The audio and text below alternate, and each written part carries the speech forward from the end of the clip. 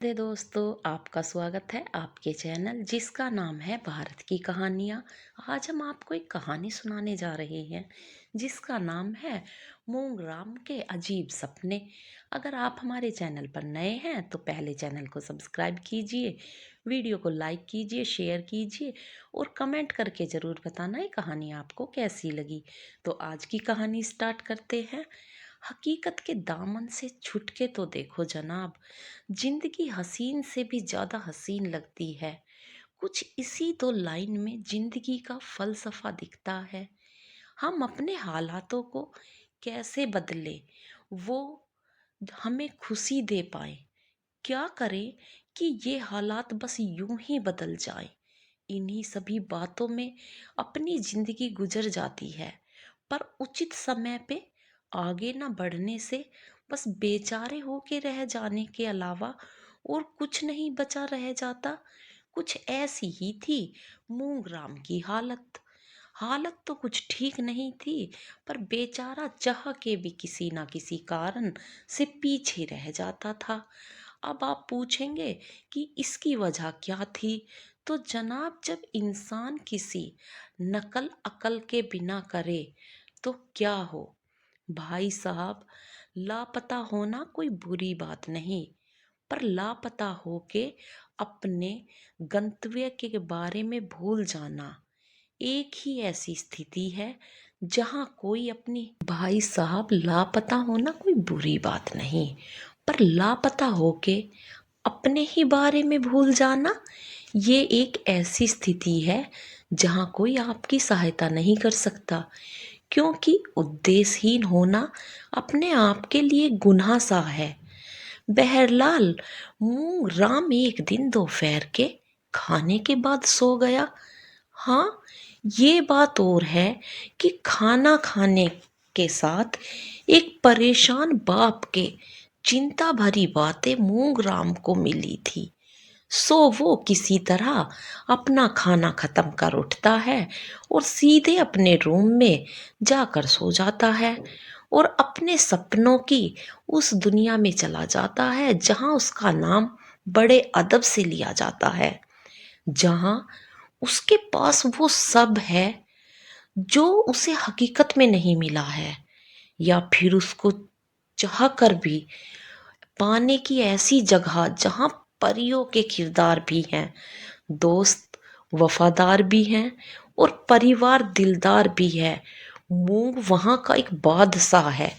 तो मूंग रोमांच की आशा के लिए निकल पड़ता है।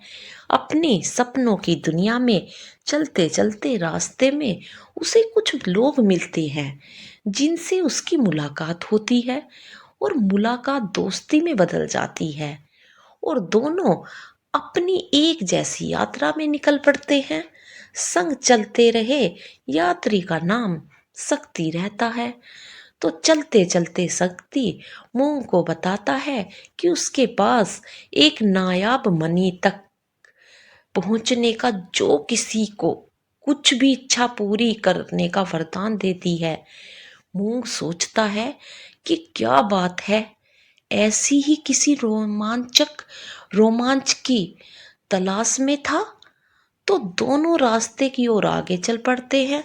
राह में मूंग और शक्ति को कुछ लोग चलते दिखते हैं। वे लोग कुछ अजीब से दिख रहे थे। ऐसा लग रहा था जैसे कोई मुर्दा खड़ा कर दिया गया हो, शरीर झुला हुआ, गर्दन झुकी हुई, मानो नीचे की तरफ देख रहे हों। सब बड़ी ही अजीब सी आवाज कर रहे थे। ये सब देख के मूंग और शक्ति को भय की अनुभूति हुई और अचानक उनमें से एक उनके सामने आ जाता है और उनसे खैनी मांगने लगता है। मूंग को लगता है कि खैनी दे के जान छुड़ाया जाए, पर जब उसकी नजर उनके पैरों पे पड़ती है तो मूंग डर जाता है, क्योंकि उन सब विचलित लोगों के पैर उल्टे थे और मूंग और शक्ति को उनके विचित्र पैरों को देख के भय हो जाता है। अब आप जब कभी ऐसी स्थिति में हो तो अक्सर लोगों के दिमाग काम करना बंद कर देता है और बस दिमाग और शरीर स्थूल सा हो जाता है। और दोनों सोच में पड़ गए कि क्या करें। दोनों के दोनों अब क्या करते, क्योंकि बाकी के सारे विचित्र लोग उन्हीं के पास आ रहे थे। तो शक्ति कहता है, चलो भाई मूंग, ये समय इन लोगों को निहारने का नहीं है, बल्कि जान बचा के भागने का है। दोनों चुपचाप वहां से बिना कुछ कहे चलना शुरू कर देते हैं और ये तय करते हैं, जब तक कि उनका पीछा उन अजीब विचित्र लोगों से छूट नहीं जाता, हम आगे ही बढ़ते रहेंगे, पीछे नहीं देखेंगे। दोनों फिर सिर झुकाए चल देते हैं। जैसे जैसे वो दोनों मूंग और शक्ति आगे बढ़ते हैं, वैसे वैसे उल्टे पांव वाले विचित्र लोग भी उनका पीछा करने लगे। रात सुनसान थी, समय काफी हो चला था, पर ये बाधा साथ नहीं छोड़ रही थी। दोनों परेशान थे कि क्या करें, इस काली रात से किस तरह से बचा जाए। समस्या अगर जिंदा इंसानों से होती तो सुलझाई जा सकती थी, पर यहाँ तो समस्या मरे हुए लोगों से थी, जिसका निवारण इन दोनों के पास न था। क्या करते, आगे बढ़ तो चले जा रहे थे, पर इन मुसीबतों का सामना होगा ये ना सोचा था। जैसे तैसे कुछ 1 किलोमीटर की दूरी तय करने के पश्चात अचानक ही लोगों को लगता है जैसे उनका पीछा छूट गया हो, क्योंकि पीछे पलटना तो मौत को निमंत्रण देने के बराबर था। सो दोनों अपने जेब में पड़े मोबाइल से कोशिश करते हैं कि ये विचित्र लोगों की जो परछाई है वो देखी जाए और उनकी स्थिति का सही अनुमान लगाया जाए। पर बात तो ये है कि जो परछाई होती है वो जीवित लोगों की होती है, ना कि मरे हुए लोगों की।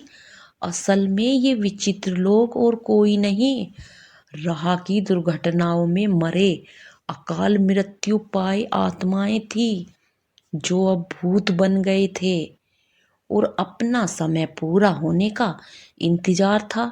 लेकिन राह चलते लोगों को ये परेशानी भी खूब करते थे, यहाँ तक कि ये किसी पे सवार भी हो जाते थे अपनी तृप्ति लिए। तो शक्ति जब नहीं पता इनको आते देख अपने मोबाइल से पलट जाता है, और जो ही पलटता है वैसे ही एक भूत उसके अंदर समा जाता है। पर इसकी खबर मूंग को कहाँ रहती है। जब वह शक्ति से बातें करता है तो शक्ति कोई जवाब नहीं देता और अचानक ही मूंग पे हमला कर देता है।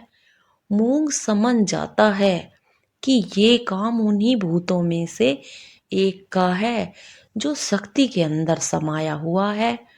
वो भागते भागते शमशान के पास पहुंचता है, जो उनके रास्ते में ही रहता है, जहां उसे एक अघोड़ अपनी साधना करते हुए दिखता है। मूंग सीधे उनके पास जाता है और कहता है, बाबा बचा लीजिए, इन भूतों ने तो जीना मुहाल कर रखा है, ना जाने कैसे पीछे पड़ गए, कोई रास्ता नहीं सूझा। बाबा कहते हैं, क्या तुमने रास्ते में कहीं किसी पेड़ के सामने किसी को कुछ कहते सुना था क्या।